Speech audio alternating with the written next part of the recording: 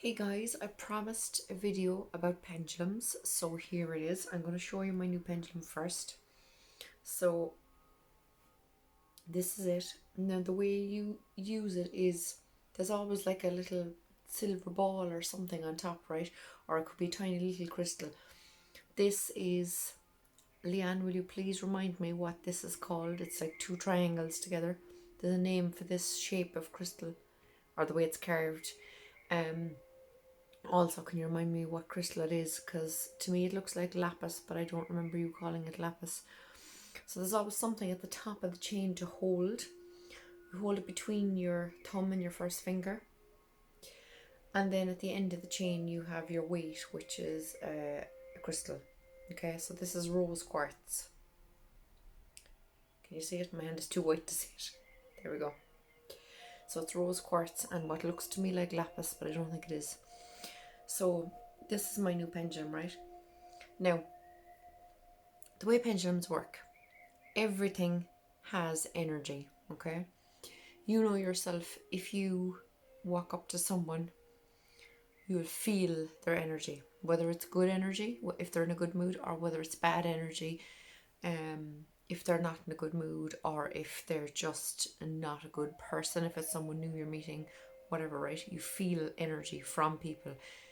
So everything has energy. So the way I say the pendulum works, I'd say the same about tarot. The cards have energy, these crystals have energy, and when you're using it, they're picking up on your energy, and that's how they're giving you an answer to whatever question you have. Okay. Another example, right, is sorry, I have notes down here, so I'm just looking to make sure I don't skip anything. So yeah, a lie detector test. I wanted to give that as an example too, right? So when you get hooked up to if you get hooked up to I've never been, if you get hooked up to a lie detector test, you're asked a question. If you tell a lie, your heart rate is going to start going faster, and that then shows on the lie detector machine where it's printing off the signals, and it goes really crazy if you're lying, or it goes kind of more or less straight if you're not lying, or whatever. It goes by your energy, it goes by your heart rate going faster or slower. Okay, so it's the same idea. The pendulum is picking up on your energy, and it's swinging in whichever direction. If you're only getting a small bit of a swing with an answer, and if you want it to kind of show you more strongly what the answer is, you can say louder please, and it'll start going even faster, and making a bigger circle. Okay, so when you're looking to purchase a pendulum, I would always say whatever jumps out at you. So if you're in a shop and you're looking at 20 pendulums lined up, pinned on a board in a shop, whichever one you're instantly drawn to is the one that you're supposed to have. Okay, so like this one, for example, is rose quartz, and this crystal, whatever it is, we'll wait till Leanne tells us. But me picking the crystal with these two, or the pendulum with these two crystals, would mean something. Now, rose quartz is the heart chakra, and blue is the throat chakra. You know, so they'd have a significance for me just picking that without ever asking questions. What you pick has a significance to you as well. Excuse me. I got a bit of a fizz in my nose.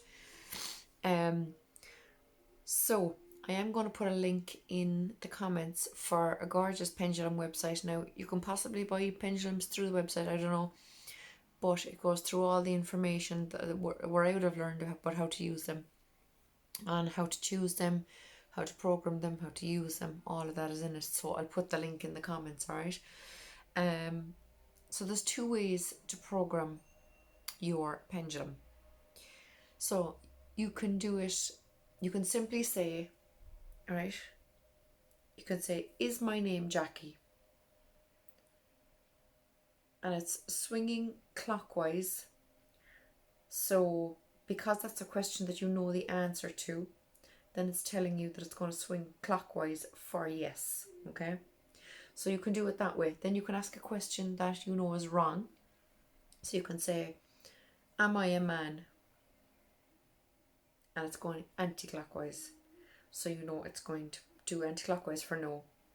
And then you can say, will I win the lottery this year? And it's actually vibrating, but it's swinging back and forward now. So that's I don't know, or maybe, okay?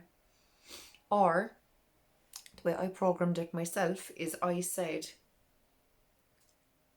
show me yes by going clockwise. And there it is going clockwise.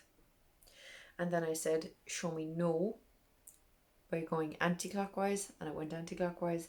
And then I said, swing back and forward for I don't know, or maybe, and it did that. And that was it programmed, okay? So that's the way I've done it. Now, so that's all that. Now, whenever I get anything new at all, whether it's crystals, whether it's cards, whether it's jewellery, anything, I sage them, right? So I burn sage, and while there's loads of smoke going, I'll hold it over the smoke. If it's cards, I'll kind of wave it back and forward through the smoke. If you hold this over the smoke anyway, it's going to start doing its own thing. It's going to start like it's going clockwise there now. So it'll just swing around anyway over the smoke to give it a good cleanse, okay? And then you can also do that just whenever you feel, if it's kind of feeling like a stuck energy, if it's giving you crazy answers to questions you know the answer is wrong, then you can give it a sage, you know. But definitely when you buy something first, you need to sage it because it has energy from all sorts of people who've been involved in the making of it and the selling of it and whatever, right? So between questions then, right, so if you ask it a question, right, so if you say, is my name Jackie? And it's showing yes, okay, clockwise. Now then you can say, please stop, and it'll stop. And then what I always do is I put my other hand underneath it, and you just tip it off your hand, and that'll also just add to the clearing of the energy for that question. That's like putting a full stop on that question and getting it ready for the next question. What I do then before the next question is, while still holding the top one, you just get your thumb and first finger from the other hand, and you just run it down the length of the chain and down the length of the crystal, and that's just a little clearing as well to get ready to start the next question, okay? So what else? So when asking questions, you can start off by saying, I ask only for answers for my highest good and highest healing. That would be something like what I'd ask too if I'm doing tarot cards. Please give me some good advice for whatever situation at the moment, you know. So you can always ask the universe, your angels, God, whatever you believe in, to give you answers only for your highest good and highest healing, okay? Then questions you can ask, right? You can ask anything at all, obviously, right? But I've a few examples here just to show you all different areas, right? Should I go out tonight?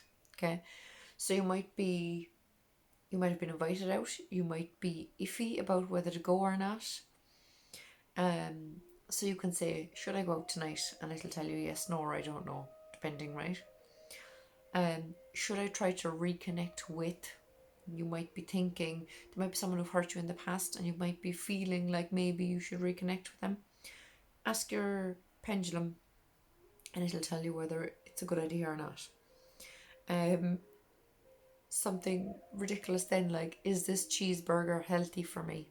Okay, so anything at all, whether it be food or drink, you can ask. Or if you were in a shop and you were trying to decide between two books, should I buy this book? No. Should I buy this book? Yes. You know, things like that. Simple daily questions that you can't make up your mind on. But is this cheeseburger healthy for me? Obviously, it's going to be no. But anyway. Now, if you've lost something, you can say, okay, I haven't lost anything, but let's pretend. Did I lose my phone at work? And it's automatically saying no. Okay, please stop. I should add in, right, to make sure you're not kind of doing it yourself.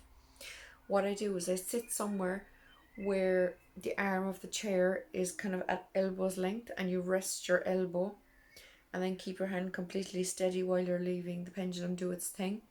Or what I tend to do mostly is sit on the ground with my legs crossed, my elbow wedged into my knee, and then just tip your hand forward like this, and there's no chance of anything moving and kind of swaying the pendulum the way you kind of maybe want it to go. Okay.